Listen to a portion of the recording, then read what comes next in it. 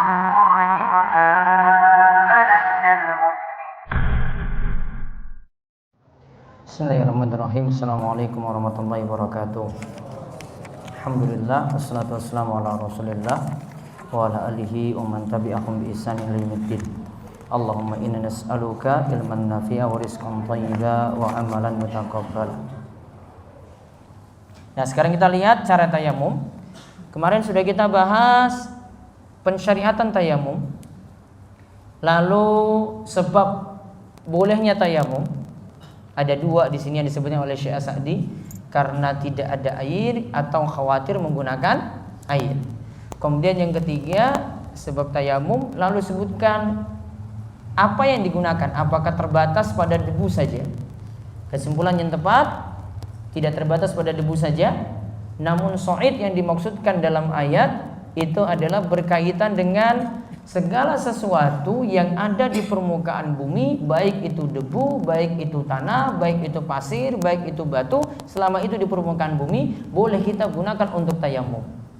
Adapun yang asalnya bukan dari permukaan bumi, maka tidak boleh digunakan untuk tayamum. Contoh misalnya dengan cat tidak bisa. Ya, apalagi ya sudah campur dengan yang lainnya, kecuali ada debu di situ atau ada sesuatu yang merupakan permukaan bumi asalnya. Baik, kita selanjutnya lihat perkataan dari Syekh Abdurrahman bin Nasir As-Sa'di. Cara tayamum. Cara tayamum. Syekh Abdurrahman bin Nasir As-Sa'di rahimahullah berkata, kemudian membaca bismillah, kemudian menepuk debu dengan telapak tangan 1 kali, lalu mengusap seluruh muka dan seluruh telapak tangan. Jika menepuk 2 kali tidaklah masalah. Baik.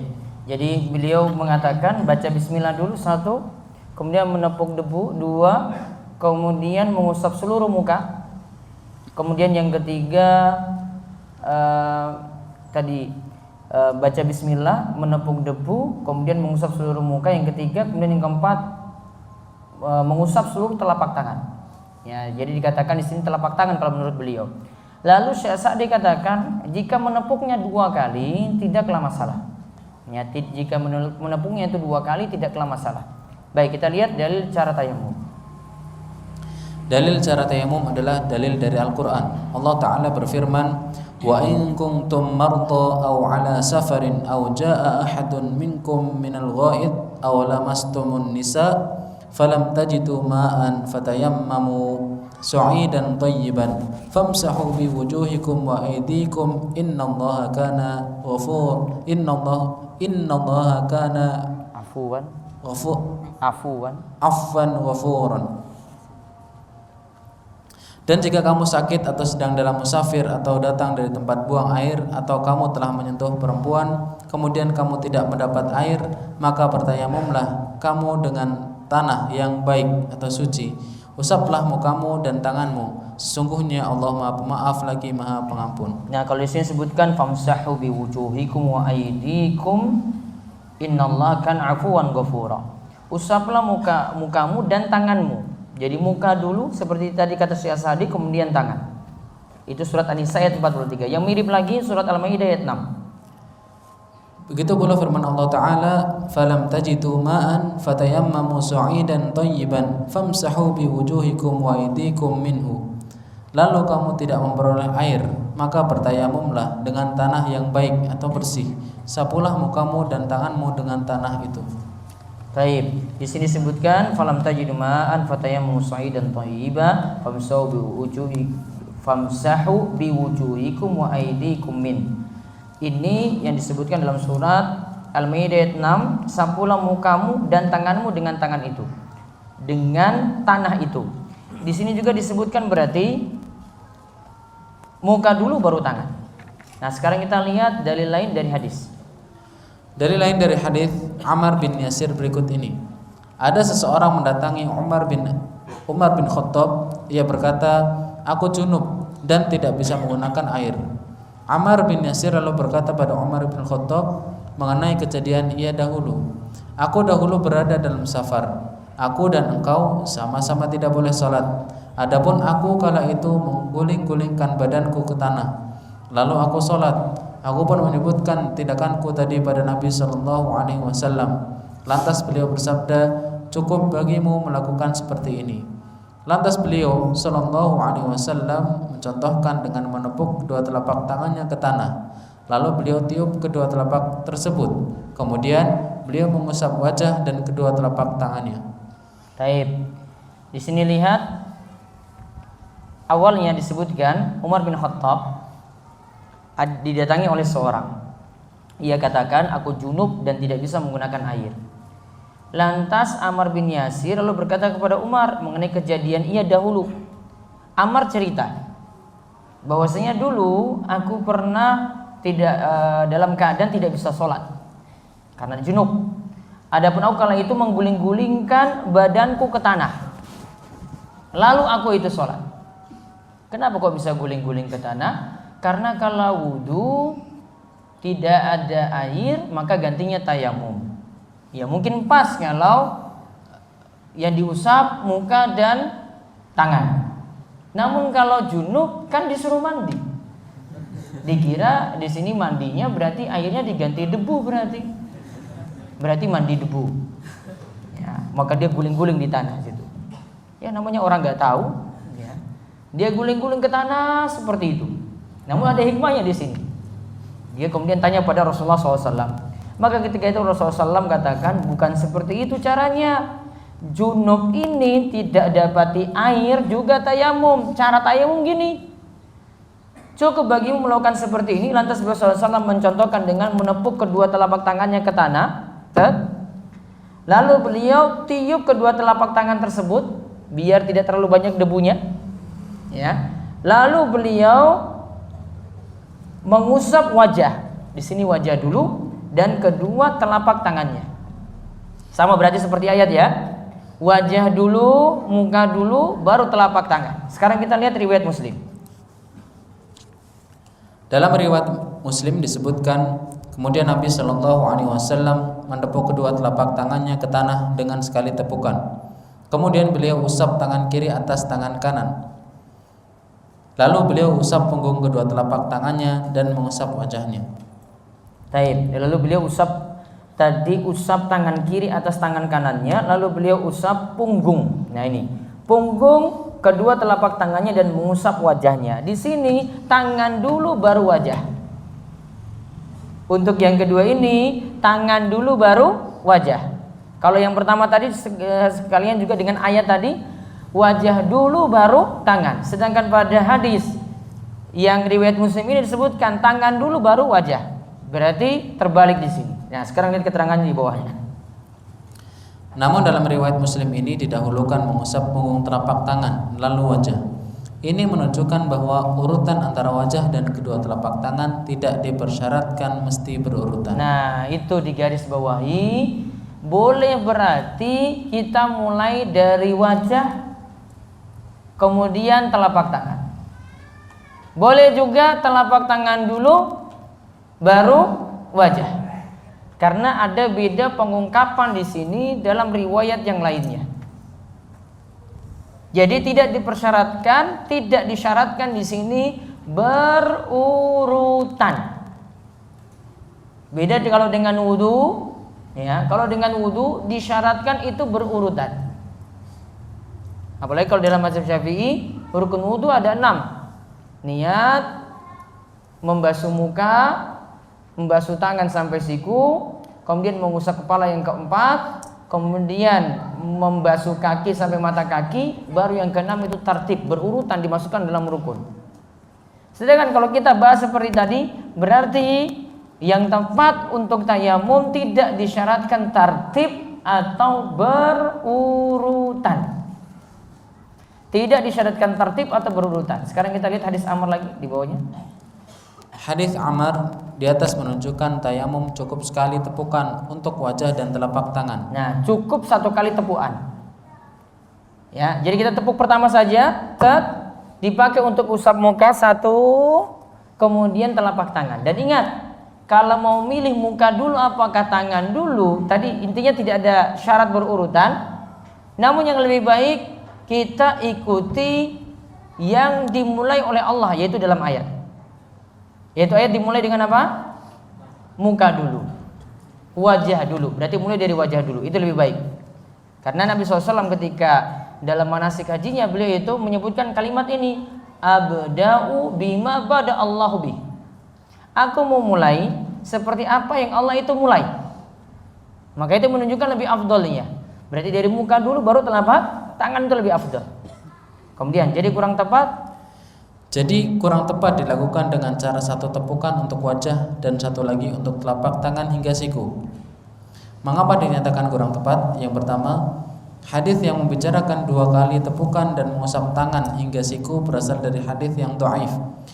Tidak ada hadis marfu sampai Nabi Shallallahu Alaihi Wasallam.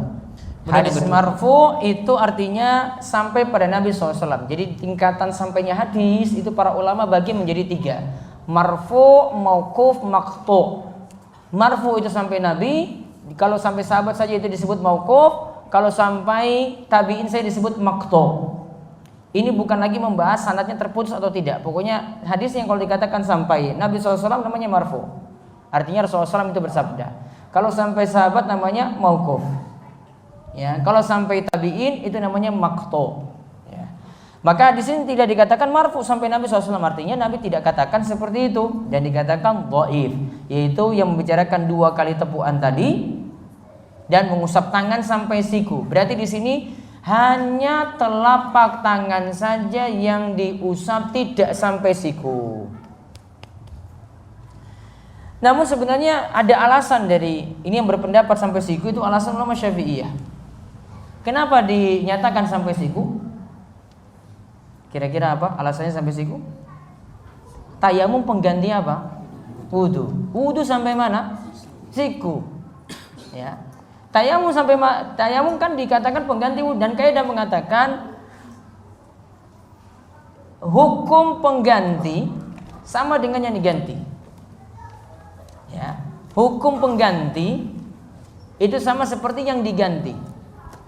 Kalau yang penggantinya ini kita mau menghukumi sampai siku atau tidak, nanti sama seperti yang digantikan, yaitu wudu, karena tayamum itu pengganti. Namun yang tepat ini cuma analogi saja, yaitu kita katakan ini kias. Namun kalau ada dalil yang sharih seperti hadis dari Ammar bin Yasir tadi, cuma katakan telapak tangan saja, karena dalam hadis Ammar bin Yasir tadi disebutkan telapak tangan. Juga dalam ayat itu tidak disebutkan ilal marafiq. Berbeda dengan ayat wudu. Kalau ayat wudu disebutkan ilal marafiq, sampai siku. Dalam ayat tadi tidak disebutkan, cuma disebutkan apa? Wa aidikum. Tadi pada ayat yang Al-Maidah ayat 6, wa aidikum minhu. Berarti tidak disebutkan sampai siku. Maka kita tidak berlakukan di situ. Jadi pendapat yang tepat untuk tayamum cuma telapak tangan saja yang diusap, tidak sampai siku, dan tidak dimisalkan dengan berwudu. Lalu alasan yang kedua tadi? Alasan yang kedua, dalam ayat dan hadis hanya dimutlakan telapak tangan, sehingga tidak mencakup bagian telapak hingga siku. Ibnu Abbas berdalil bahwa bagian tangan yang dipotong bagi pencuri adalah hanya telapak tangan. Beliau berdalil dengan ayat tayamum. Taib. Dalam ayat dan hadis hanya dimutlakan telapak tangan saja. Dari ayat tadi An-Nisa ayat 43, Al-Maidah ayat 6 disebutkan semua wa aidikum saja. Aidi itu artinya telapak tangan. Kecuali kalau ditambahkan ilal marafiq maka nanti sampai siku. Namun tidak disebutkan untuk pembahasan tayamum di sini. Nah, dan Ibnu Abbas berdalil bahwa bagian tangan yang dipotong kalau dalam hukum potong tangan, hukum potong tangan itu bagi siapa? Pencuri. Cuma dikatakan telapak tangan saja. Artinya cuma dipotong sampai pergelangan tangan saja. Tidak dipotong sampai siku, dan di situ disebutkan juga dengan istilah telapak tangan. Tidak disebutkan dengan istilah sampai siku. Harusnya kalau ayat tadi dipahami aidikum itu sampai siku, harusnya potong tangan juga yang dipotong juga sampai siku. Namun penerapannya tidak demikian. Dan Ibnu Abbas menyatakan itu cuma sampai situ saja, tidak sampai siku. Beliau berdalil dengan dalil tayamum tadi.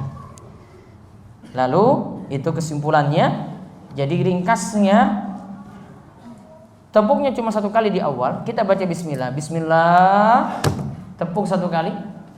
harus ada debu ya. Debu yang yakin di sini debu. Kemudian disunahkan, ini disunahkan untuk meniupkan. Tadi seperti hadis dari Ammar bin Yasir tadi, ditiupkan debunya tadi kalau tebal. Ditiupkan untuk mengurangi kebanyakan debu di sini. Ya, jadi ulang, baca bismillah. Bismillah di awal ini hukumnya sunnah. Sebagaimana kita bahas ketika wudhu juga, baca bismillah di awal juga hukumnya sunnah. Nah, tayamum di sini juga baca bismillahnya juga hukumnya sunnah. Ya, tepuk sambil baca bismillah, bismillah, terus tepuk, terus dikurangi debunya, ditiup, lalu kemudian usap, langsung usap muka, kemudian telapak tangan, dan dikatakan tadi seluruhnya. Ya, dikatakan seluruhnya. Ada keterangan dari para ulama, itu namanya isti'abu masyil wajhi wal kafain. Wajib untuk seluruhnya itu diusap. Jadi wajah ini seluruhnya. Jadi jangan cuma ambil sebagian saja. Saya mau di bagian ini aja. Bagian kanan sini dan kiri ini enggak. Atau bagian hidung ke bawah saja. Bagian jidatnya enggak. Enggak boleh. Dikatakan di sini seluruhnya. Mukanya diusap seluruhnya, lalu tangannya juga, telapak tangannya ini diusap seperti ini. Nah ini, tangan kiri usap yang kanan dulu, baru seperti ini, yang kanan usap yang kiri. Karena yang bagian dalam ini, dalam telapak tangan sudah ada debunya tadi. Ya, sudah ada debunya tadi. Maka caranya tadi bismillah dulu, bismillah, kemudian tepuk tangan ke debu, kemudian ditiupkan, lalu kita usap muka seluruhnya, lalu telapak tangan seluruhnya. Sudah dua anggota tubuh ini saja sudah dinyatakan tayamumnya itu sah. Dan yang tepat tidak sampai siku, dan yang tepat tepuknya juga tidak sampai 2 kali, juga tidak untuk wajah 1 kali, ya, tangan 1 kali. Ya, cukup di awal saja sekali tepukan untuk itu. Wallahu a'lam bishawab. Baik, kita lanjut ke sesi tanya jawab. Bolehkah membayar zakat mal menjadi beberapa bagian? Misal dibagi 3 bagian. 1% diberikan kepada rumah yatim, yang lainnya lagi diberikan kepada Bazarnas, yang lainnya lagi kepada rumah yatim lainnya. Masih dibolehkan seperti itu. Jadi harta zakat, yaitu zakat mal, bisa antum bagi pada 8 golongan seperti yang disebutkan dalam surat At-Taubah ayat 60. Innamas shadaqatu lil fuqara wal masakin wal amilina 'alaiha wal mu'allafati qulubuhum, dan seterusnya. Totalnya ada 8. Nah, dari 8 ini bisa dibagi rata pada 8 tadi. Namun ini bukan keharusan dan tidak mesti juga diserahkan dibagi harus dapat semuanya. Seandainya cuma dapat yang diberikan, yang berhak itu adalah fakir miskin saja, boleh zakat tersebut diserahkan kepada fakir miskin. Dalilnya adalah hadis yang Nabi SAW itu katakan, bahwasanya Nabi itu katakan bahwasanya zakat itu tu'khadhu min agniyaihim faturaddu ala fuqaraihim. Zakat itu diambil dari orang-orang kaya di antara kalian lalu dikembalikan kepada orang-orang miskin di antara kalian. Di sini cuma disebutkan orang-orang miskin saja. Padahal ini di ayat 60 dari surat At-Taubah tadi, ini cuma antara golongan fakir atau miskin, berarti cuma 2 golongan, tidak dapat semuanya. Maka tetap masih dibolehkan zakat tersebut disalurkan meskipun cuma 1 golongan saja. Kalau ini bagi 3 juga masih dibolehkan. Ketika di tempat safar, afdol yang mana? Sholatnya di jamak qashar atau tidak di jamak, walaupun dalam kondisi masih memungkinkan untuk sholat tidak di jamak. Kalau untuk safar, keringanan yang ada 1 qashar, dan qashar ini cuma ditemukan pada saat safar saja. Tidak ditemukan ketika kita mukim seperti ini untuk qashar sholat. Namun kalau jamak berlaku ketika safar ada, ketika turun hujan deras juga ada, ketika sulit mengerjakan di masing-masing waktu juga ada. Sehingga yang antum bisa pilih lebih dahulu qashar salat. Ya, jenengan bisa pilih lebih dahulu qashar salat. Nantinya untuk jamak nimbang-nimbang. Kalau saya bisa kerjakan salat di masing-masing waktu, lebih bagus tidak di jamak. Namun kalau dia itu ada kepentingan, misalnya saya jamak sekarang saja di waktu maghrib tadi saya jamak, biar nanti isya saya tidak lagi mengerjakan sholat, saya bisa istirahat. Nah itu dibolehkan juga, ini termasuk keringanan ketika safar pula. Wallahu a'lam. Ketika akan sedang mandi junub dan di dalamnya ada wudu, sebelum wudu baca bismillah biasanya. Bolehkah baca bismillah di kamar mandi? Kalau kita mengingat hukum membaca bismillah ketika berwudu itu sunnah, ya sunnah, maka dia punya dua pilihan. Yang pertama, bisa dengan meninggalkan membaca bismillah kalau dalam kamar mandi tadi. Yang kedua, pilihannya baca bismillah tadi dalam batin. Sebagian ulama menganjurkan seperti itu. Yang jelas kesimpulannya dari pembahasan-pembahasan kita sebelumnya, nanti bisa dilihat buletin sebelumnya, ini sudah 34 ya, atau lihat tulisan kami di website romeso.com. Kesimpulannya membaca bismillah saat wudu tidak dihukumi wajib. Jadi kalau dia tidak membacanya pun tidak masalah saat mandi junub di kamar mandi. Apabila sedang berwudu kemudian kita berbicara apakah wudu kita tidak sah, berwudu berbicara boleh. Asalkan apa yang kemarin kita sebut dalam pembahasan wudu, ada istilah tawali atau mualah, yaitu maksudnya tidak boleh ada jeda waktu yang lama.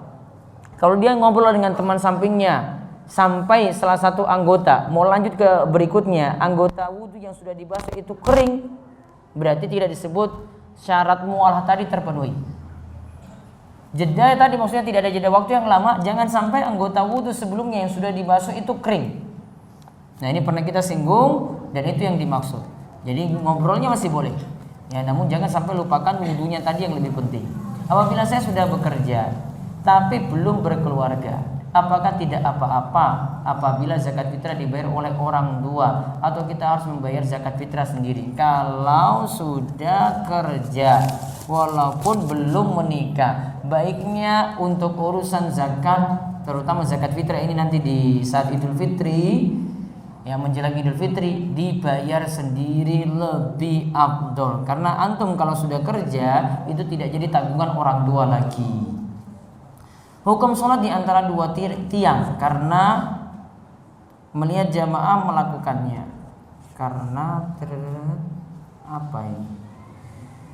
Lompat. Hukum menggunakan software bajakan, boleh atau tidak? Pernah saya singgung atau enggak ini? Pernah. Hukum gunakan software bajakan sama seperti ada motor orang depan masjid sini, antum bawa lari. Meskipun itu motor orang kafir juga. Ya, ada motor depan sini, ya taruhlah kuncinya ada di situlah, antum bawa lari itu. Orang pakai software bajakan kan punya kuncinya juga kan?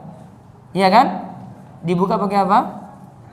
Krek-krekan itu kan tadinya. Punya berarti sama seperti motor ada kuncinya situ, antum bawa lari sama. Ya, tidak boleh.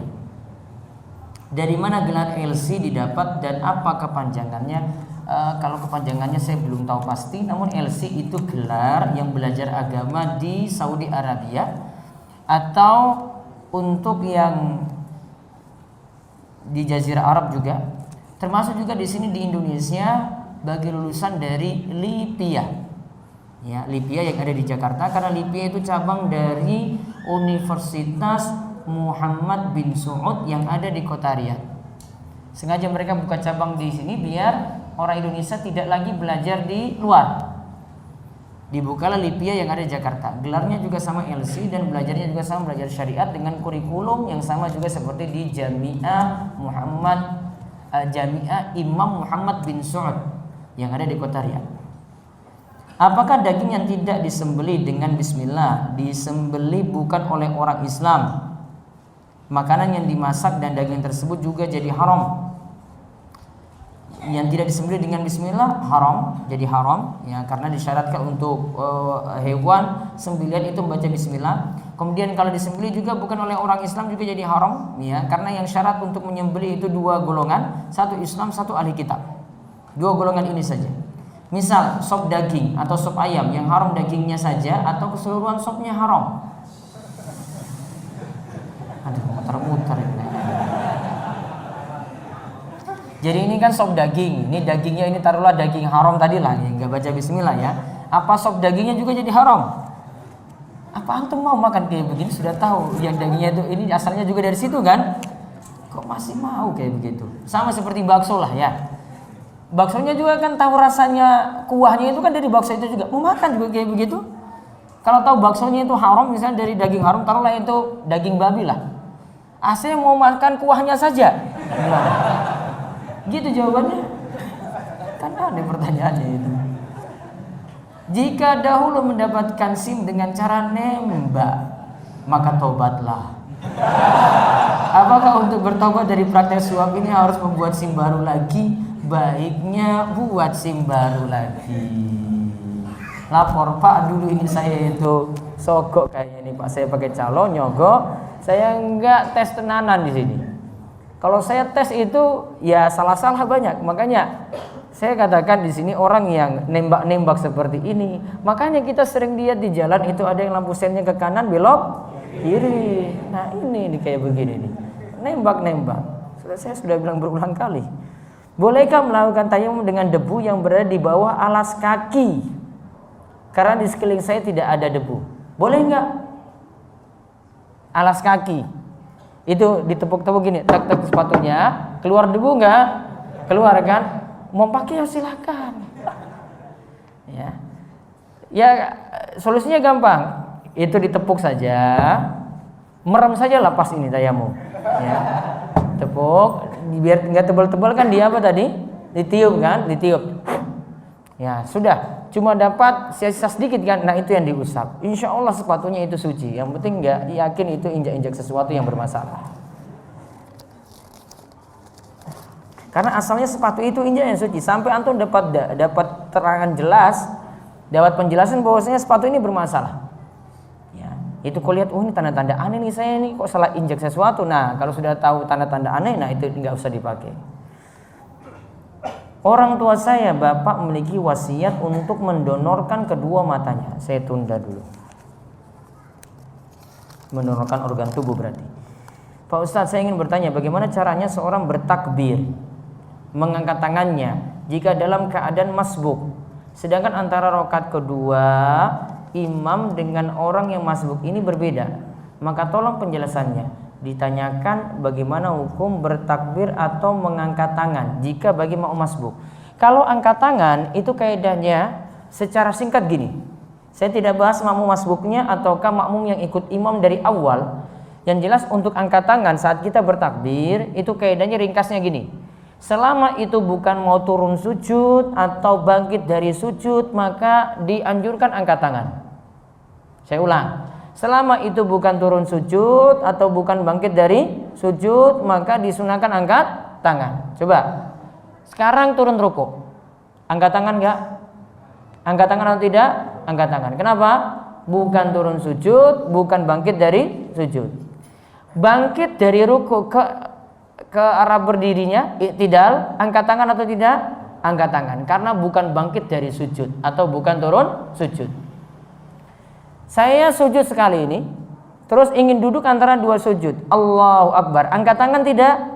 Tidak angkat tangan. Kenapa? Karena bangkit dari sujud. Baik.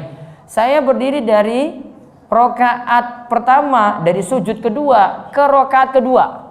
Sujud kedua ke rakaat kedua. Angkat tangan atau tidak? Tidak angkat tangan. Saya berdiri dari tahiyat awal ke rakaat ketiga. Angkat tangan tidak? Angkat tangan atau tidak? Angkat tangan, karena dia bangkit dari duduk tahiyat awal, bukan dari sujud. Paham ya kaidahnya apa? Selama itu bukan turun sujud atau bangkit dari sujud, angkat tangan. Berarti sholat jenazah berapa kali takbir? 4. Angkat tangan atau tidak? Angkat tangan, karena bukan turun sujud, bukan bangkit dari sujud. Juga sholat id ada 7 takbir tambahan di rakaat pertama, ada 5 takbir tambahan di rakaat kedua. Angkat tangan atau tidak? Angkat tangan, karena bukan turun sujud, bukan bangkit dari sujud. Kesimpulan ini dari Imam Ibnu Qudamah dalam kitabnya Al-Kafi. Bolehkah mandi junub menggunakan air hangat? Boleh. Ya. Syekh Muhammad bin Shalih Utsaimin pernah disebutkan dalam penjelasan beliau itu ketika menjelaskan termasuk kekeliruan dalam tayamum ketika seseorang itu takut menggunakan air yang dingin, akhirnya dia gunakan tayamum. Beliau katakan air dingin ini masih bisa dipanaskan, artinya jadi air hangat. Maka pertanyaan tadi, air hangat boleh untuk mandi junub juga berarti. Apakah dalam Quran surat An-Nisa ayat 43 salah satu faedahnya bahwa menyentuh wanita dapat membatalkan wudu? Iya. Namun lamastumun nisa sudah kita bahas di pembahasan pembatal wudu. Apa pengertian yang paling tepat di sini? Jima. Menyentuh wanita dalam ayat 43 tadi bukan hanya sekedar menyentuh, namun jima atau hubungan intim. Sedangkan kalau menyentuh saja kita mesti kompromikan dengan dalil-dalil yang lainnya. Kesimpulannya menyentuh lawan jenis tidak membatalkan wudu. Pembahasannya sudah lewat ketika pembatal wudu. Jika terdapat luka di lengan, misal karena jatuh dari motor, baik, apakah sebaiknya tayamum atau berwudu? Nah, ingat ada urutan di sini. Kan ada disebut membasuh. Membasuh itu berarti airnya dialirkan. Kalau air tidak bisa dialirkan, maka gantinya adalah mengusap. Contoh di sini misalnya di lengan kanan ini ada gips, luka. Apakah ketika itu langsung ganti tayamum? Tidak, wudu dulu. Wudunya caranya seperti biasa, sampai pada tangan ini, tangan kirinya dibuat basah saja, kemudian nanti usap ini. Usap tangan kanan yang tadi ada gips. Lalu tangan kiri yang tidak ada gips berarti nanti dialirkan. Ya, air ini dibuat mengalir di sini, artinya dibasuh. Nah, di situ perbedaannya ada, kita itu tidak langsung beralih pada tayamum karena masih bisa menggunakan air. Kecuali saran dokter katakan luka di pembungkusnya juga tidak boleh kena air sama sekali. Yang balut luka ini tidak boleh kena air sama sekali. Itu baru langsung ganti tayamum. Namun kalau ini masih boleh. Maka ingat urutannya, satu, lakukan seperti wudu biasa, yaitu air dialirkan. Namun kalau air tidak boleh dialirkan pada satu bagian anggota wudu, maka beralih pada mengusap. Mengusap itu tangannya cukup basah, diusap. Kalau ini tidak boleh lagi, baru beralih kepada tayamum. Urutan tiga ini seperti dijelaskan oleh Syekh Muhammad bin Shalih Al-Utsaimin dalam kitabnya Fathul Jalali wal Ikram ketika menjelaskan kitab Bulughul Maram. Orang tua saya adalah pemilik stasiun radio swasta di daerah saya. Selama ini radio saya dijadikan radio dakwah selama 8 tahun terakhir. Tapi karena alasan kesehatan dan ekonomi, orang tua saya ingin menjual radio tersebut. Kami sudah berikhtiar untuk mencari pembeli yang sekiranya bisa melanjutkan dakwah radio, tapi tidak ada. Sekarang ada misionaris Kristen yang sudah menawarkan gencar-gencarnya ingin membeli stasiun tadi, radio di daerah saya. Apakah jika orang tua saya menjual kepada misionaris tersebut, orang tua saya berdosa karena radio tersebut akan menyebarkan ajaran Kristen tadi? Jawabannya, tidak boleh dijual kepada misionaris tadi karena termasuk ta'awun dalam dosa. Tetap ikhtiar terus, banyak mohon pada Allah Subhanahu wa taala supaya diberikan jalan keluar. Ya, untuk hal ini. Mungkin di antara masalahnya lagi, coba penawaran harganya agak diturunkan lagi. Ya, diturunkan, kemudian tawarkan kepada radio-radio lainnya, terutama radio dakwah yang bisa memanfaatkan radio tersebut dengan baik. Insya Allah nanti banyak ada orang-orang yang bisa membantu hal ini. Agak turunin mungkin penawarannya, ditambah mungkin diberikan cicilan juga untuk membantu. Karena biasanya ada yang mau beli radio seperti ini namun tidak mampu beli tunai langsung, mampunya nyicil berapa kali. Kalau bang ini orang yang amanat dan percaya, silakan untuk tempuh cara seperti itu. Ustaz, saya punya kotak amal di kamar yang saya sudah niatkan nantinya kalau sudah cukup disedekahkan, saya tiap hari mengisi kotak tersebut. Apakah saya dapat pahala setiap hari walaupun belum saya sedekahkan ke orang? Dia dapat pahala niat. Nanti kalau dia amalkan sedekahnya tadi, dapat pahala sedekahnya. Namun tadi kalau baru nabungnya niatannya untuk sedekah, maka dapat pahala niat. Sebagaimana disebutkan dalam hadis, wa in hamma bihasanatin fa amilaha kataballahu indahu 10 hasanatin ila 700 dhi'fin ila ad'afin katsira. Jika seorang itu berniat, dia bertekad tadi, berarti nabung ini sudah berniat bertekad. Kemudian dia amalkan, berarti tambah mengamalkan, maka nanti dia dapat kebaikannya 10 kalinya atau bisa dilipat gandakan sampai 700, atau bahkan lebih dilipat gandakan lebih lagi daripada itu. Namun di dalam hadis sebelumnya disebutkan, namun jika dia tidak mengamalkannya, namun sudah punya niat, tetap dia dicatat satu kebaikan. Ya, berarti dia nabung tadi sudah didapatkan satu kebaikan. Namun sampai dia bersedekah minimal dibalas 10. Kalau dia nyumbang 100.000 berarti sama seperti dikalikan 10 kalinya, yaitu 1 juta. Seperti itu yang dimaksud. Pernah saya meminjam uang kotak amal itu karena terdesak mau membayar sesuatu. Karena saya belum narik uang di ATM, tapi saya tetap ganti setelah nanti narik uang. Apakah perbuatan saya dosa? Tidak. Ya, dia berarti istilahnya meminjam saja baru mengganti. Kan ini untuk dirinya sendiri juga. Ustaz, hukumnya ghibah itu bagaimana? Ghibah itu dosa besar. Kata Allah Subhanahu wa taala dalam surat Al-Hujurat, itu seperti makan daging saudaranya sendiri. Kenapa disebutkan memakan daging saudaranya sendiri? Dikarenakan orang yang digibahin, orang yang dirasani, orang yang dikomentari jelek, walaupun itu ada nyata padanya, itu tidak bisa berbuat apa-apa, sama seperti bangkai yang tidak bisa berbuat apa-apa karena dia tidak tahu. Ya, dan bangkai itu mati berarti, dan ini tidak tahu orang ini dibicarakan jelek walaupun itu nyata padanya. Ya, itu namanya ghibah. Ustadz, puasa sunnah terbaik itu puasa Daud atau Ayyamul Bid? Daud dengan Ayyamul Bid mana yang harinya lebih banyak? Nah, puasa Daud. Ya jelas puasa Daud lebih afdol dibandingkan Ayyamul Bid. Ayyamul Bid punya cuma 3 hari saja. Lebih afdol mana lagi? Senin Kemis atau Ayyamul Bid? Mana yang lebih banyak harinya? Senin Kemis. Maka Ayyamul Bid kalah dengan puasa Senin Kemis. Karena kata Imam As-Suyuti, makana aksaru fi'lan kana aksaru fadlan. Yang aktivitasnya banyak, pahalanya pasti lebih besar. Yang aktivitasnya banyak, pahalanya pasti lebih besar. Senin Kemis 1 bulan minimal 8 kali kan? Kalau untuk Ayyamul Bid berapa hari? 3 hari saja, 13, 14, 15. Maka lebih utama Senin Kemis. Saya sudah putus dengan pacar saya sejak 2 tahun lalu. Alhamdulillah. Tetapi sulit sekali move on karena sama-sama UGM dan juga sering ikut kajian bareng. Saya pernah bilang ke dia bahwa tunggu saya 6-7 tahun lagi. Ini putus atau apa? Apa saya salah Ustadz? Apa solusi bagi saya? Saya adalah masalah cinta dan sulit move on.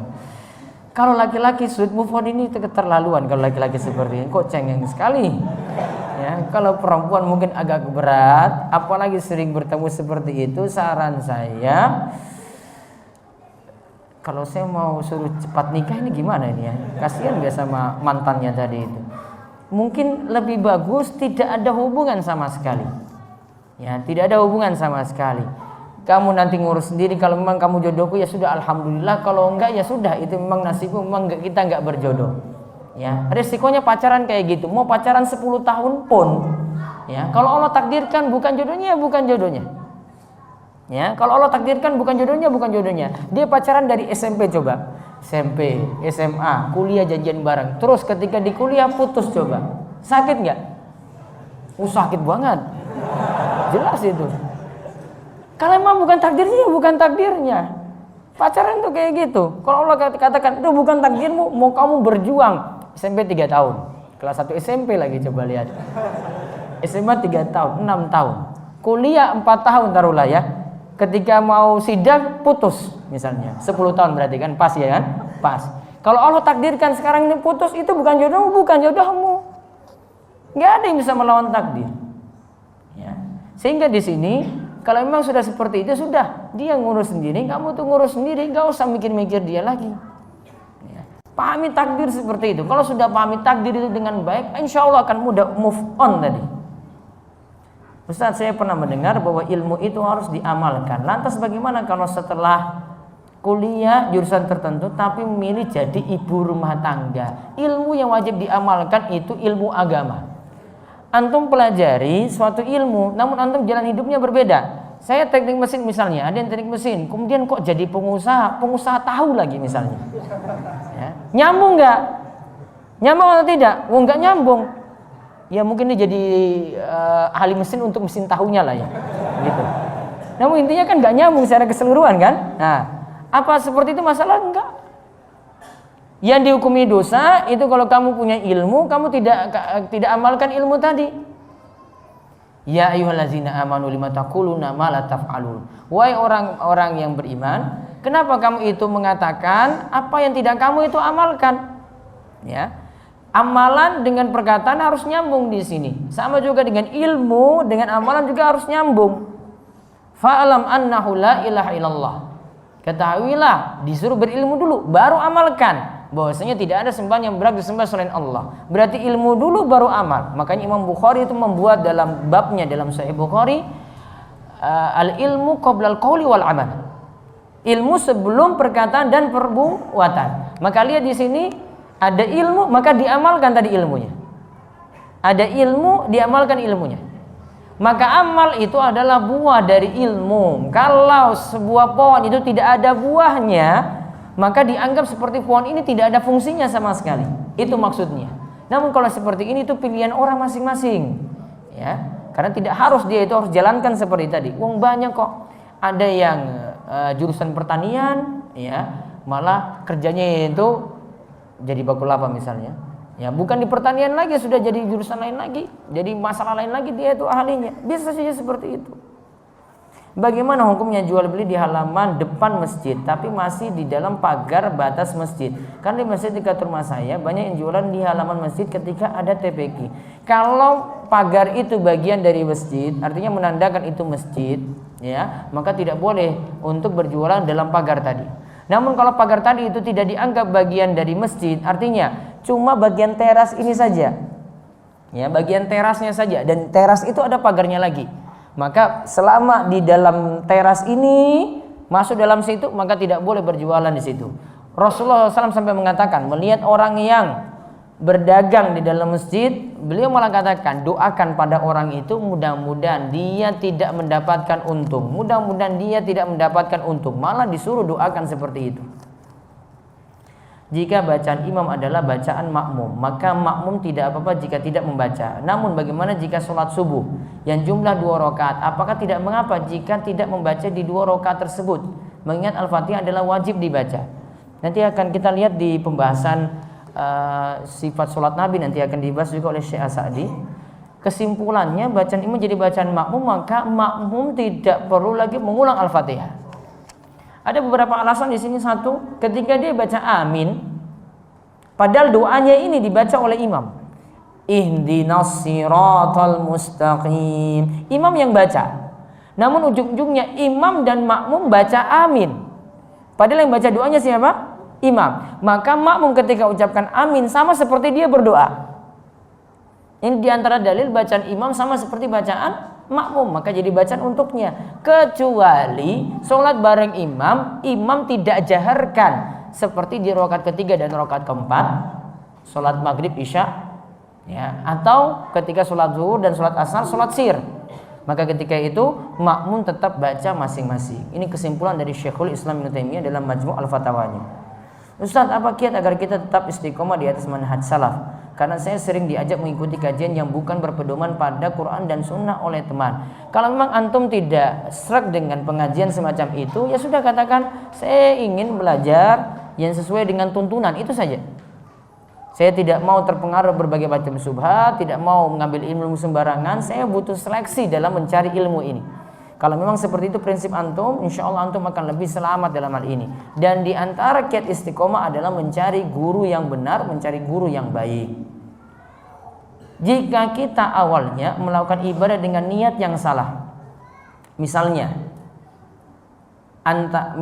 infak atau sedekah karena pamer, atau hadir majelis ilmu karena ketemu akhwat, lalu pada saat akhir atau sesaat sebelum ibadah kita sadar kalau kita itu khilaf dan meluruskan niat kembali, apa hukumnya? Maka ketika dia punya kemampuan untuk merubah niat tadi dari yang tidak ikhlas menjadi ikhlas, maka amalannya dihitung dari saat dia merubah niat tadi. Ya, misalnya ini orang sholat awalnya niatnya ikhlas, di tengah-tengah niatnya tidak ikhlas, maka saat dia niatnya tidak ikhlas amalannya rusak.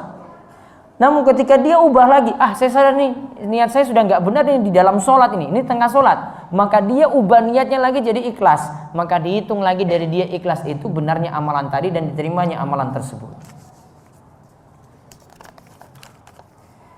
Bagaimana kalau ada seorang yang baru mengetahui syariat yang benar terkait zakat harta tadi dan sudah berlalu beberapa tahun zakat mal tidak dibayar, lalu bagaimana cara membayarnya? Dia rapel semuanya.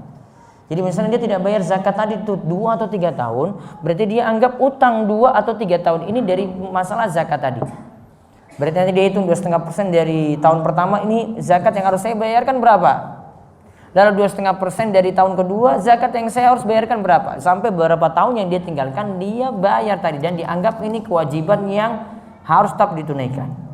Bolehkah suami menolak ajakan istri karena kondisi yang sangat lelah? Bolehkah sebaliknya pula Ustadz? Boleh seperti itu kalau memang alasannya itu dibenarkan. Ustadz, saya driver ojek online. Apakah saya terkena riba jika pelanggan saya menggunakan GoPay untuk membayar? GoPay ini GoFood? Belum tentu ya. GoPay itu baru GoPay secara umum saja ya. Kalau pelanggan bayar dengan GoPay saja boleh. Ya, GoPay itu ibaratnya seperti kita nanam deposit, berarti sistemnya itu kita nitip. Nah, ini jadi bermasalah ketika ada diskon atau kemanfaatan yang kita terima. Ya, karena ingat kita nitip berarti kita berikan pinjaman. Syaratnya kalau kita memberikan pinjaman tidak boleh mendapatkan keuntungan dari utang piutang. Maka kalau ada dikasih diskon berarti manfaat kita dapat. Nah, saat dikasih diskon bayarnya pakai cash. Ya, saat masa diskon bayarnya pakai cash. Namun ketika itu normal saja, tidak ada diskon apa-apa, bayarnya pakai GoPay tidak masalah. Saya tinggal di asrama yang ada kewajiban piket menyiapkan makan dan bersih-bersih asrama. Bagaimana hukumnya jika saya meninggalkan piket tadi karena ikut kajian atau belajar bahasa Arab? Bisa jadi zolim pada yang lain. Yang kedua, dia tidak taat aturan. Dan al-muslimuna ala syurutihim. Muslim itu hendaklah memenuhi syarat-syarat yang telah dia sepakati. Saya tinggal di asrama ini berarti saya harus manut pada aturan asrama. Sama seperti saya mengemudi kendaraan, saya itu harus taat pada aturan lalu lintas yang ada. Maka muslim harus penuhi itu. Kalau tidak penuhi berarti dia dikatakan berdosa dalam hal ini. Wallahu a'lam. Apakah yang dimaksudkan dengan manhaj salaf? Manhaj salaf itu artinya mengikuti pemahaman para salaf. Salaf itu siapa? Rasul dan para sahabat. Sehingga salaf itu tidak punya imam atau presiden tertentu. Dan tidak ada sistem baiat. Dan juga tidak ada harus saya janjian ikuti itu terus, nggak boleh keluar-keluar. Nggak ada keluar masuk. Nggak ada pakai daftar anggota. Nggak ada harus copot keanggotaan. Nggak ada. Nggak ada harus dengan berbaiat, atau tidak ada istilah kalau keluar dari kelompok ini nanti dikatakan kafir, nggak ada. Karena ini masalah pemahaman. Ya, siapa saja yang mengikuti pemahaman Rasul dan para sahabatnya maka dia dikatakan mengikuti manhaj salaf. Ya, orang-orangnya disebut salafi. Apakah mandi untuk habis junub caranya sama dengan mandi untuk sholat Jumat? Sama.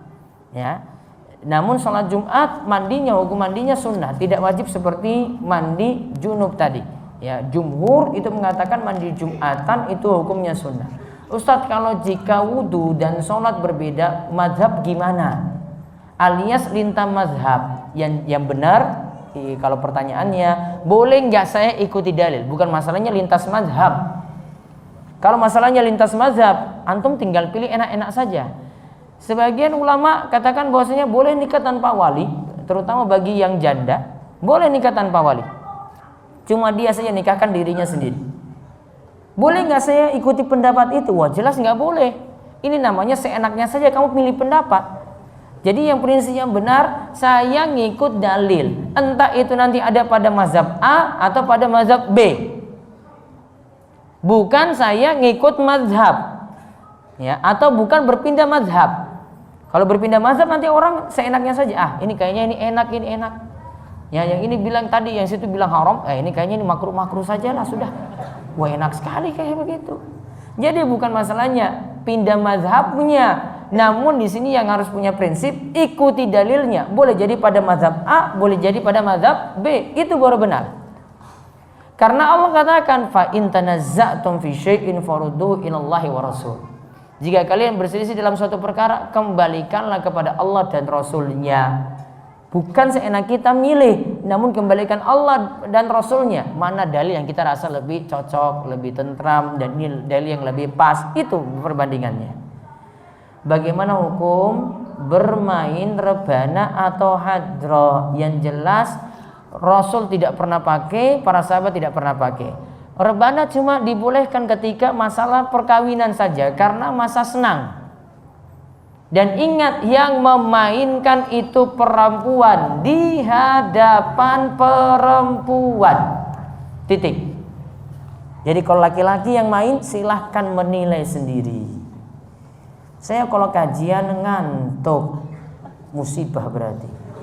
Tapi kalau main HP tidak ngantuk. Apakah karena saya terlalu banyak dosa dan setan yang masuk dalam tubuh saya? Jangan salahkan setan terus. Antum yang ngantuk sendiri. Setan tuh kalau dengar ini nggak senang, dia dikambing hitamkan dalam masalah ini. Apa-apa sedikit, jangan-jangan saya kerasukan atau apa. Wah, memang kamu dasarnya malas kok. Jadi perbaiki diri.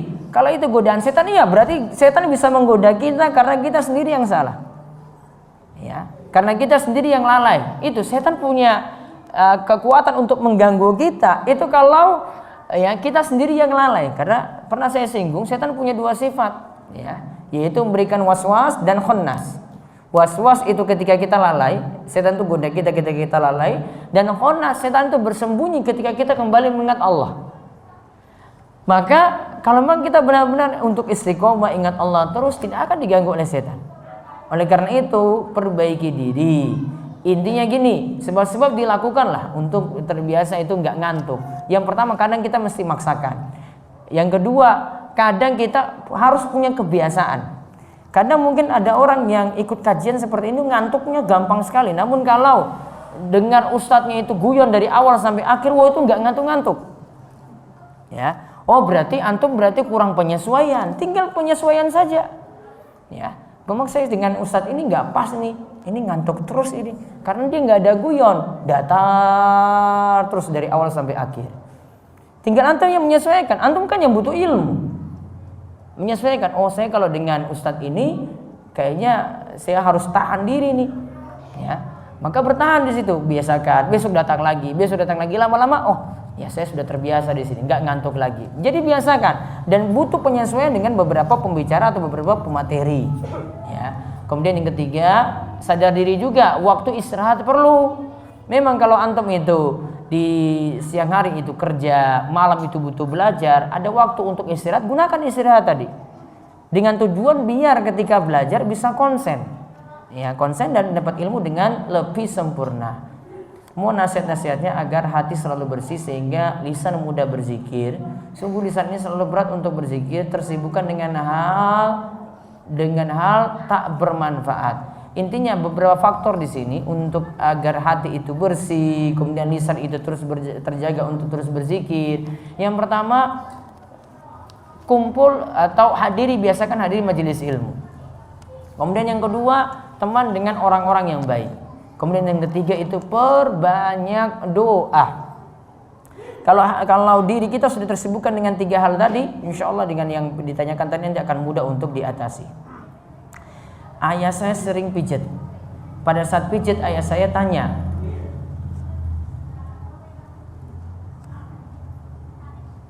yang dipijat itu ya tidak menutup aurat di sini. Lalu yang memijat itu laki-laki. Apa hukumnya Ustadz? Jadi yang dipijat itu tidak menutup aurat, yang pijat juga laki-laki. Mungkin sejenis ini yang ditanyakan. Tetap tidak boleh karena sama-sama nanti melihat aurat. Yang tadi nanti satu itu melihat aurat yang lainnya, dan laki-laki tetap tidak boleh melihat aurat laki-laki yang lainnya. Bagaimana pendapat Ustaz tentang liqa atau berkumpul mendengarkan materi agama dan senior atau kakak tingkatan yang menjadi pemateri? Boleh mengikuti liqa seperti ini dan pematerinya itu adalah seniornya, dengan catatan seniornya ini punya ilmu dan punya ilmu yang harus lebih pintar daripada antum. Kemudian yang kedua, dia paham ilmu tadi. Artinya bukan sembarang ilmu dia sampaikan. Yang ketiga, dia sampaikan ilmu berdasarkan dalil. Al-Quran, hadis. Dia tidak ngomong asal-asal saja. Yang keempat, tidak banyak retorika dan tidak banyak membicarakan hal di luar masalah agama. Kalau pembahasan ini kebanyakan nanti membahas masalah politik dan yang lainnya, saran saya tidak ikut. Antum sia-sia umurnya dan waktunya, cuma habiskan umur, waktu cuma membicarakan itu saja. Dan pembicaraan materi itu tidak mesti ikut tren. Ini di medsos ini lagi panas apa, terus kita ikuti apa? Enggak mesti. Ya, di medsos lagi bicarakan kidung-kidung, ada konde-konde lagi bicarakan, enggak mesti materi kajian kayak begitu. Bahkan enggak perlu. Capek sibuk dengan hal semacam itu. Semua serba politik nanti. Antum ilmunya nggak akan berkembang. Ilmunya cuma nanti berdasarkan tren saat ini itu apa. Namun ditanya tayamum gimana, sudah paham Pak? Belum. Wow, saya nggak tahu itu. Namun ditanya tentang konde tadi, oh paham saya. Ditanya tentang tayamum tadi, cara tayamum saja masih belum betul. Maka pelajari dasar-dasar. Jadi kalau kita pelajari dasar tadi kan dari mana aja kan dasar sekali itu. Ibadahnya dipelajari dari awal, wudu, tayamum, mandi, dasar-dasar semuanya. Enak itu.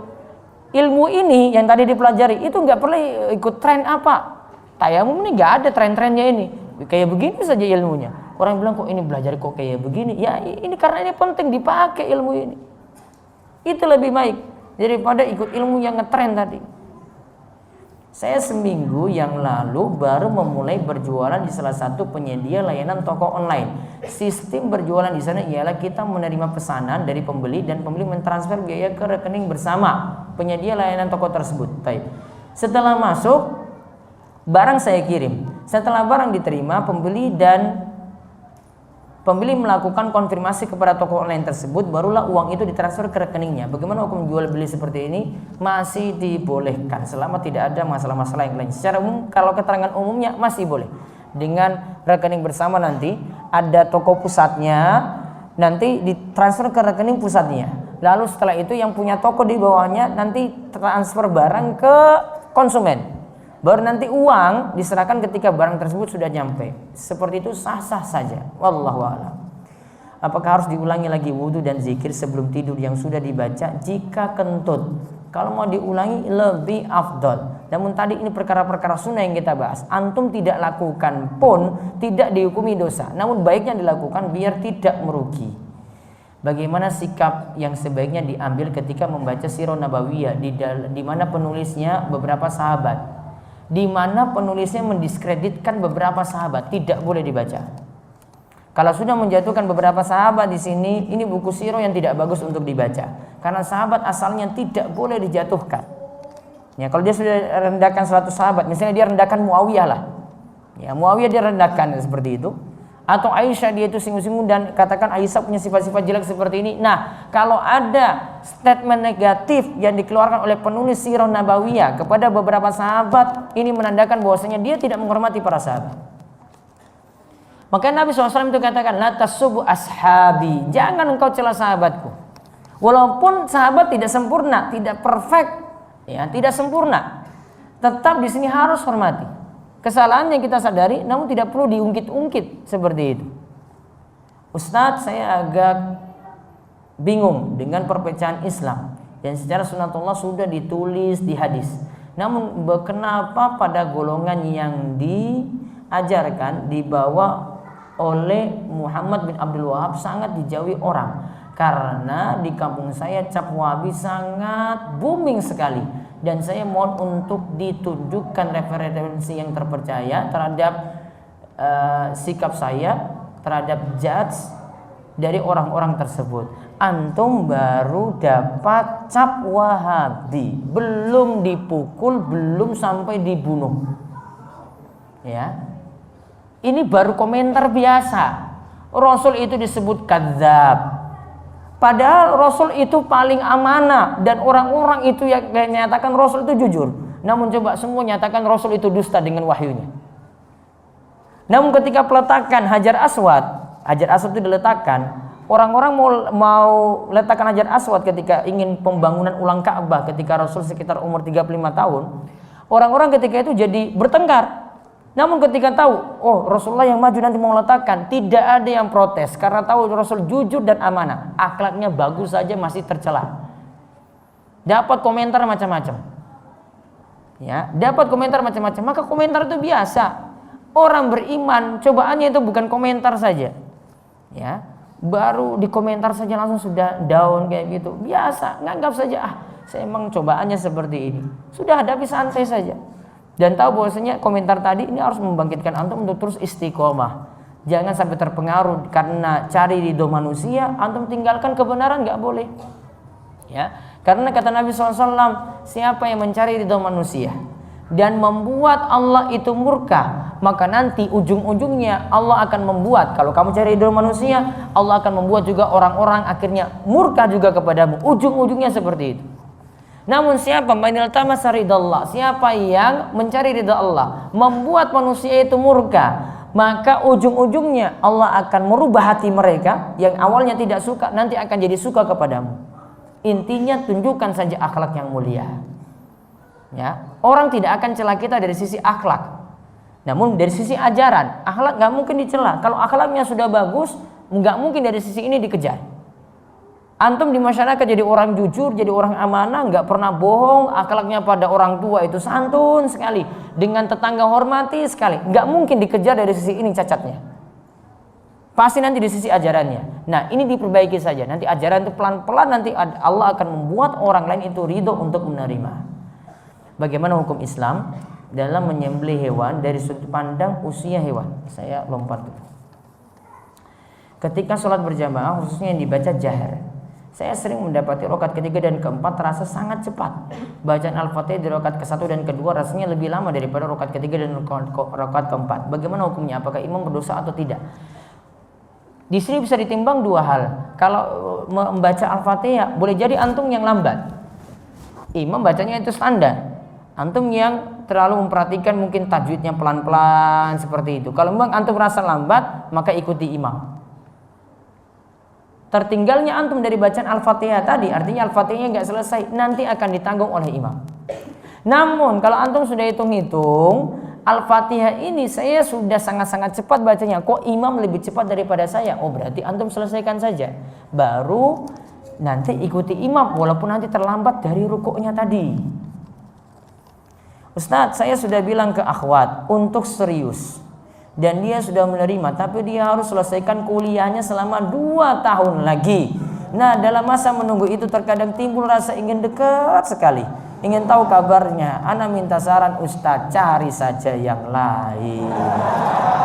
Ya gak ada perempuan lain saja. Ingat prinsip lagi, selain tadi masalah takdir, kalau cinta atau demen pada perempuan gak usah banget-banget. Kalau gak jadi nangis antum. Ya, juga kalau benci pada seorang itu jangan banget-banget juga. Kalau jadian malah jadi kaget nanti. Wah, kok saya jadian sama orang yang saya nggak senang sebelumnya, gitu. Prinsipnya seperti itu. Dalilnya apa? Coba lihat Sofia. Sofia itu awalnya Sofia binti Huyai, istri Nabi SAW, seorang wanita Yahudi yang dinikahi oleh Nabi SAW. Sofia binti Huyai itu 2 keluarganya dibunuh karena peperangan dengan Rasulullah SAW. Suaminya sekaligus bapaknya. Suaminya dibunuh dalam peperangan dengan Rasul, kemudian bapaknya juga. Maka dia katakan awalnya, di muka bumi ini yang paling saya benci itu adalah Rasulullah SAW. Tidak ada yang paling saya benci kecuali Rasulullah SAW. Namun ketika bertemu dengan Rasulullah SAW utarakan, saya sebenarnya banyak dapat fitnah dari orang-orang Yahudi. Tuduhan-tuduhan yang ada semuanya nggak benar. Maka ketika lihat utaraan dari Rasulullah SAW pelan-pelan akhirnya berubah, dan kemudian ketika ingin dilamar oleh Rasulullah SAW akhirnya Sofia nerima. Kemudian kalimatnya jadi berubah. Sekarang ini orang yang paling saya cintai di muka bumi adalah Rasulullah SAW. Padahal awalnya tadi apa? Benci. Maka lihat hati itu bisa berubah tadi. Maka baru 2 tahun cari yang lain saja. Ya, mikir-mikir seperti tadi. Apakah orang yang tidur dalam keadaan tengkurap mendapatkan dosa? Saya baca hadisnya saja ini ya, biar tentram. Tidur tengkurap.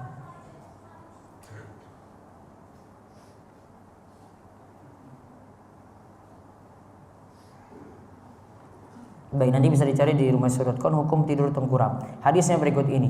Dari Ya'ish bin Tukhfa Al-Ghifari, dari bapaknya, ia berkata, ketika aku sedang berbaring tengkurap di masjid karena begadang, dan itu terjadi di waktu sahur. Berarti tadi malam begadang, jadi dia tidur lagi, dan itu terjadi di waktu sahur. Lalu tiba-tiba ada seorang menggerak-gerakanku dengan kakinya, ditendang-tendang saya dengan kakinya. Ia pun berkata, sesungguhnya ini adalah cara berbaring yang dibenci oleh Allah. Bahasa Arabnya, inna hadhihi dij'atun yubghiduhallah. Ini adalah cara tidur yang dimurkai oleh Allah. Lantas dia balik, ternyata yang saya lihat, yang tendang-tendang saya itu Rasulullah Shallallahu Alaihi Wasallam. Berarti apa? Tidur itu dimurkai oleh Allah. Dalam riwayat yang lainnya dikatakan, pernah ditegur seorang itu bernama Junaidib. Ya Junaidib, innama hadhihi dij'atun alinar. Ketika dia tidur tengkurap, dikatakan ini adalah cara tidurnya penduduk neraka. Berarti dua hal dicela.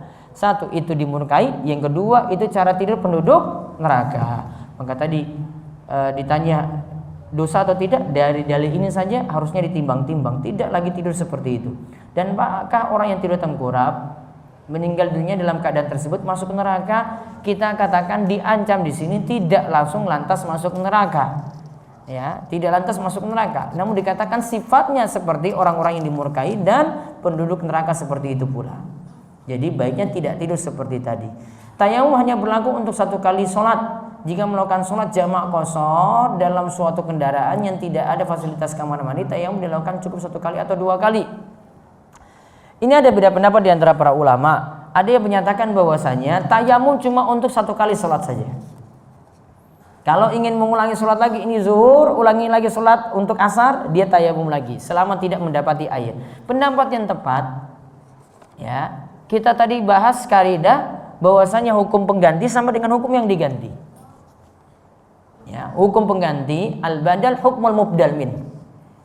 Hukum pengganti sama dengan hukum yang diganti. Kalau wudu kita pakai untuk beberapa kali sholat, maka tayamum juga berlaku juga untuk beberapa kali sholat, tidak hanya satu kali sholat saja. Afwan, di kalangan masyarakat pada umumnya biasanya kalimat atau kata Sayyidina biasa digandengkan atau sebutan untuk para sahabat dan Nabi Muhammad SAW. Terus apa hukumnya apabila kata Sayyidina disebutkan dalam sholawat saat sholat? Seperti Allahumma sholli ala Sayyidina Muhammad. Kalau sholawat dalam sholat, yaitu maksudnya di sini adalah tahiyat, tidak boleh. Harus dengan Sayyidina. Ya, yang tepat Sayyidina dihapus dari tahiyat akhir atau tahiyat awal. Maka cukup baca Allahumma sholli ala Muhammad wa ala ali Muhammad kama sholaita ala Ibrahim wa ala ali Ibrahim, tanpa ikuti dengan kalimat Sayyidina di situ. Karena kalimat Sayyidina tambahan di sini tidak ada dalilnya. Seandainya itu ada tambahan Sayyidina, harusnya Rasul ajarkan juga pada para sahabat dan para sahabat mengajarkan kepada kita. Namun tidak ada, menunjukkan tidak perlu ditambah. Bagaimana bermakmum pada imam? Bagaimana hukum bermakmum pada imam yang bacaan Al-Fatihahnya pada ayat siratal ladzina an'amta alaihim panjang, yaitu pada himnya itu panjang, jadi alaihim. Siratal ladzina an'amta alaihim. Himnya enggak panjang, ya, tidak ada mad di situ. Apakah hal tersebut merubah arti, Ustaz? Dari sisi arti alaihim, maknanya tidak berubah. Ya, dari sisi maknanya itu tidak berubah. Namun dia lakukan penambahan karena tidak ada mad, dia tambah mad di situ.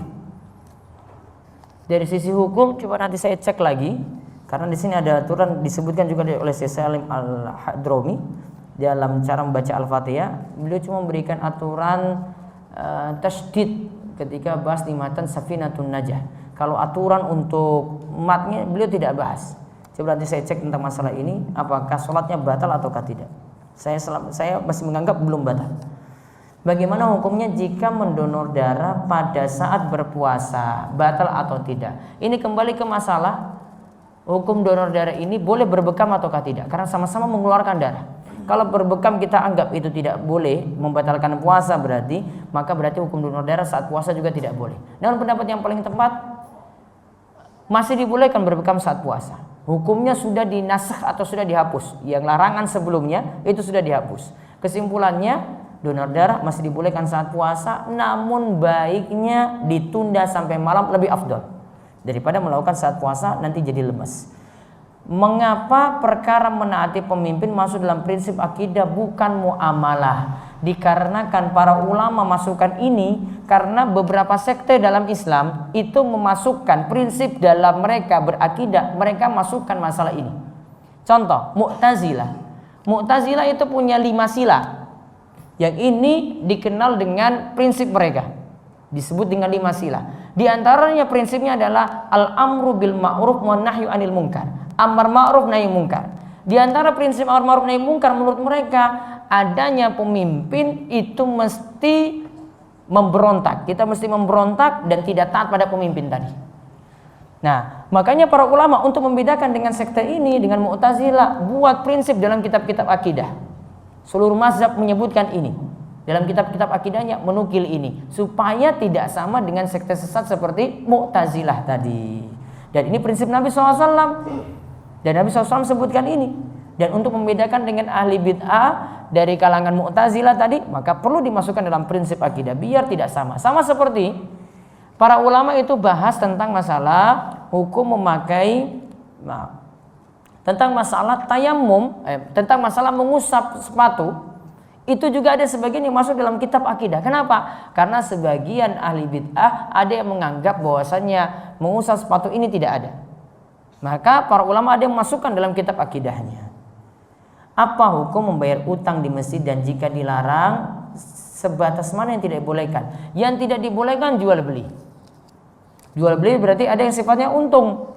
Ya, namun kalau bayar utang sifatnya tidak untung di sini, maka wallahu alam untuk utang piutang masih dibolehkan. Saat naik gunung membawa perbekalan air hanya cukup untuk minum. Saat akan sholat bertayamum, namun kondisi tanah sekitar agak becek. Karena kondisi setelah hujan, apakah tanah yang lembab atau agak becek bisa digunakan untuk bertayamum? Saran saya tidak cari itu. Antum usap di muka juga jadi bermasalah. Solusinya adalah ini ada pohon, cari di sekitar itu ada pohon atau ada batu, pakai di situ pohon itu, biasanya ada debu-debu yang nempel di pohon tadi. Ya, atau ada batu, ada debu-debu juga yang situ, ada batu-batu yang kering, pakai itu. Atau ada pasir itu cari yang sifatnya itu kering dan itu dipakai. Ya, makanya ini jadi solusi di mana kita berpendapat tadi bahwasanya tayamum tidak hanya dengan debu, namun bisa segala sesuatu yang kita temukan di permukaan bumi. Ada debu, ada pasir, ada batu, itu bisa digunakan. Ya, ini bagi yang sering naik gunung. 2 pertanyaan lagi. Sungguh saya pernah merasakan dampak buruk istimna. Istimna itu onani. Saya pun sudah merasakan manfaat dari berhenti melakukan hal itu. Saya ingin sekali menasihati orang lain untuk menjauhinya. Namun saya malu jika menceritakan bahwa saya pernah terjatuh di sana. Jangan ceritakan antum pernah melakukan itu. Cukup antum ceritakan bahaya-bahayanya saja. Bahayanya seperti ini, seperti ini, seperti ini. Sudah.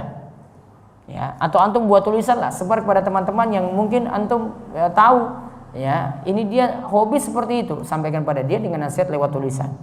Ya, itu lebih bermanfaat. Saya punya pembahasan juga tentang masalah ini.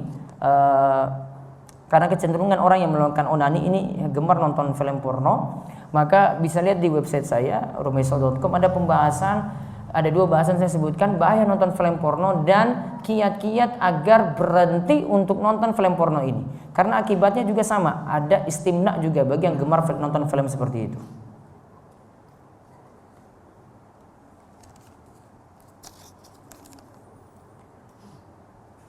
Siapakah yang lebih berhak atau diutamakan untuk ditunjuk sebagai seorang muadzin? Yang penting muadzin itu mengenal waktu sholat.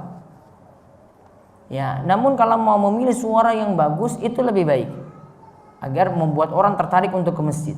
Namun kalau suaranya datar biasa-biasa saja juga dibolehkan. Yang penting tahu waktu sholat, itu intinya. Apakah setan dan manusia dapat berhubungan intim? Ini wallahu a'lam. Apa hukumnya imam mengimami tetapi dengan memakai kaos oblong saja dan kaosnya kadang bergambar? kalau bergambar baiknya tidak dibawa dalam sholat. Satu, mengganggu orang yang di belakang kalau gambarnya itu di belakang. Yang kedua, ini masalah hadirnya malaikat ataukah tidak di situ. Ya, maka baiknya hindari gambar ya dalam baju tadi, pada baju tadi, biar dapat berkah dalam sholat. Kalau malaikat itu sulit masuk, maksudnya sulit hadir, berarti ada masalah di kita. Enggak berkah, enggak datang kebaikan di situ. Ya, namun kalau malaikat itu bisa masuk, hadir di tengah-tengah kita, oh berarti penuh berkah, penuh dengan kebaikan. Wallahu a'lam bishawab. Ini yang bisa saya jawab untuk kesempatan kali ini. Insyaallah kita ketemu lagi pada pembahasan pekan depan. Dan mudah-mudahan semuanya diberikan keistiqomahan dan Allah memberikan kebaikan yang banyak bagi kita semua. Demikian kita tutup dengan doa kafaratul majelis. Semoga subhanakallahumma bihamdika asyhadu an la ilaha illa anta astaghfiruka wa atubu ilaik. Assalamualaikum warahmatullahi wabarakatuh.